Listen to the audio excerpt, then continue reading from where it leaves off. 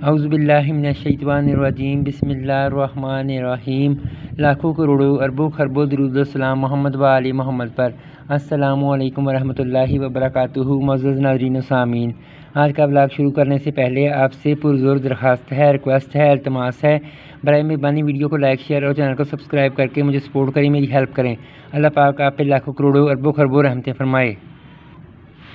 ضمیمہ: حضور سرور کائنات صلی اللہ علیہ وآلہ وسلم کی مبارک زندگی ہمارے لیے ایک کامل ترین نمونہ ہے۔ کوئی دریدہ دہن گستاخ تو یہ کہہ سکتا ہے کہ خواجہ کونین صلی اللہ علیہ وآلہ وسلم کی فلاں شے کی کمی تھی، مگر وہ شخص جس کو پروردگار عالم جل شانہ نے نور ایمان کا کچھ حصہ بھی عطا فرمایا ہو، اس کے لیے یہ بات آفتاب نصف النہار سے بھی زیادہ عیاں ہے کہ حضور جان رحمت عالم صلی اللہ علیہ وآلہ وسلم اکمل ترین شخصیت کے حامل تھے۔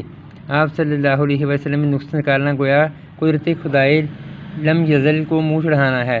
اس چیز کا دعویٰ یہ بندہ نچیز محض جذبہ عقیدت و محبت سے سرشار ہو کر نہیں کر رہا، بلکہ اس حقیقت کے ناقابل تردید دلائل موجود ہیں۔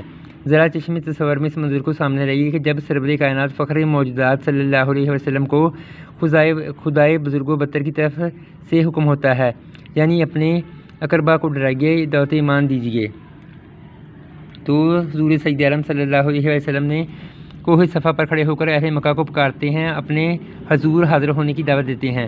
آپ صلی اللہ علیہ وسلم کی معجزانہ آواز تمام شہر مکہ میں سنائی دیتی ہے۔ کوئی نشیب و فراز، کوئی جگہ، کوئی اونچا یا مکان ایسا نہیں کہ جہاں آواز مصطفیٰ صلی اللہ علیہ وسلم نہ پہنچی ہو۔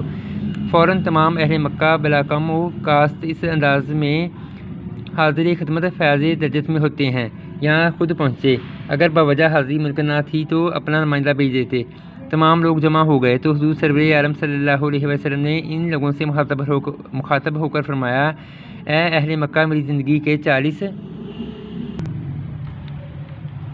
سال تمہارے سامنے گزرے۔ گویا کہ فرمایا، میری خطاب زندگی کا ایک ورق تمہاری نگاہوں کے سامنے ہے۔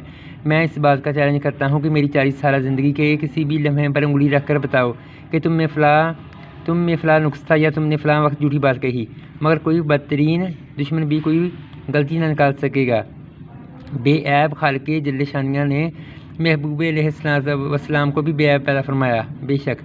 پھر آپ صلی اللہ علیہ وسلم نے اہل مکہ سے فرمایا، اے اہل مکہ، مجھے بتاؤ کہ اگر میں یہ کہوں کہ اس پہاڑ کی دوسری جانب ایک عظیم الشان لشکر موجود ہے جو کہ تم پر حملہ آور ہونے والا ہے، تو تم میری بات کا یقین کر لو گے؟ سب بوڑھے، بچے، جوان، مرد، عورت، دوست، دشمن بے یک وقت زبان ہو کر بولے کہ جی ہاں، ہم یقین کر لیں گے، کیونکہ خدا کی قسم آج تک آپ صلی اللہ علیہ وسلم کی زبان سے کوئی جھوٹی بات نہیں نکلی۔ پھر سرور کائنات صلی اللہ علیہ وسلم نے اللہ تعالیٰ کی وحدانیت کا اعلان فرمایا اور بتوں کی مذمت میں یہاں تک فرما دیا، یہ بت جھوٹے ہیں اور جہنم کا ایندھن ہے۔ تو مشکرین کا غضبناک ہو جانا ایک قدرتی امر تھا، کیونکہ کوئی شخص بھی یہ برداشت نہیں کرتا کہ اس کے خدا کو جہنمی قرار دے دیا جائے، اگرچہ وہ کسی جھوٹے معبود کا ہی پجاری کیوں نہ ہو۔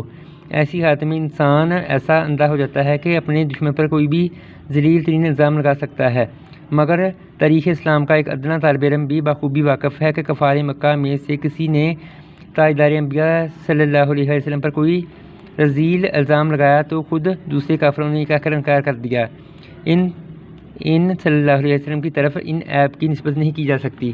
اسی چیز کو اللہ تعالیٰ نے فرماتا ہے، اے میرے محبوب صلی اللہ علیہ وسلم، یہ کافر آپ کو نہیں جھٹلاتے، بلکہ یہ بدبخت میری آیات کا انکار کرتے ہیں۔ ابی بن خلف حضور علیہ السلام کا بدترین دشمن تھا۔ ایک بار بارگاہ نبوت میں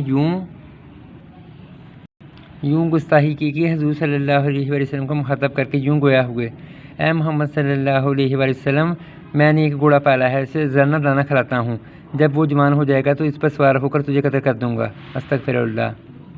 چنانچہ یہ بدبخت روز احد اپنے گھوڑے کو دوڑاتا ہوا میدان میں آیا، جو ہی اس کی نظر حضور صلی اللہ علیہ وسلم پر پڑی تو سخت نازیبہ الفاظ میں بکواس کرنے لگا۔ حضور اکرم نے ان کے مقابلے میں جانے کی اجازت چاہی، مگر حضور صلی اللہ علیہ وسلم نے منع فرمایا، حتیٰ کہ ابی بن خلف حضور صلی اللہ علیہ وسلم سے تھوڑے فاصلے پر آ کر رک گیا تاکہ معاذ اللہ نیزے وغیرہ کا وار کر سکے۔ ادھر خواجہ کونین صلی اللہ علیہ وسلم نے حضرت زبیر بن العوام رضی اللہ تعالیٰ عنہ یا کسی دوسرے سے نیزہ پکڑا اور ابی بن خلف کی طرف پھینکا۔ نیزہ اس کی گردن کے قریب سے ہر کسی خراش لگاتا ہوا گزر گیا۔ اسی وقت اس نے اپنے گھوڑے کی لگام پھیری اور اپنی قوم سے مل گیا۔ وہاں پہنچ کر اس نے خود کو گھوڑے سے نیچے گرایا اور بیل کی طرح ڈکارنے لگا۔ لوگوں نے کہا تیرا زخم تو ایک معمولی خراش ہے، اتنا واویلا کیوں کرتا ہے؟ اس نے کہا کیا تمہیں معلوم ہے یہ زخم کس کی مار ہے؟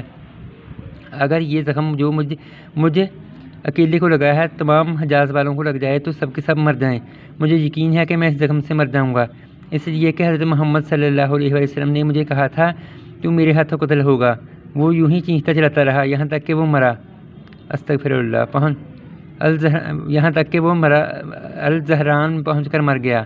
اندازہ کیجیے کہ کفار کو بھی زبان مصطفیٰ صلی اللہ علیہ وسلم پر کس حد تک یقین تھا۔ وہ یہ جانتے تھے یہ مقام مقام کرما سے ایک منزل کے فاصلے پر ہے، یہ وہ واحد شخص ہے جسے حضور صلی اللہ علیہ وسلم نے قتل فرمایا۔ اس منہ سے جو نکلی وہ بات ہو کے رہی، دن کو جو کہہ دیا شب تو رات ہو کے رہی۔ معزز قارئین کرام، معزز ناظرین و سامعین، آپ نے کتاب کے پہلے حصے میں رہبر زندگی میں معمولات خواجہ کونین صلی اللہ علیہ وسلم کو ملاحظہ فرمایا۔ اب اس جگہ ان معاملات کی بعض حکمتیں بھی ملاحظہ فرمائیے۔ معزز ناظرین و سامعین، اب تک کے لیے دیجیے اجازت، اللہ پاک آپ کا حمد و ناصر ہو۔ لیکن جانے سے پہلے آپ سے پرزور درخواست ہے، پرزور ریکویسٹ ہے کہ برائے مہربانی ویڈیو کو لائک، شیئر اور چینل کو سبسکرائب کر کے شکریہ کا موقع دیں، میری ہیلپ کریں، مجھے غریب کو سپورٹ کریں۔ اللہ پاک آپ پہ ارب و خرب و رحمتیں فرمائے۔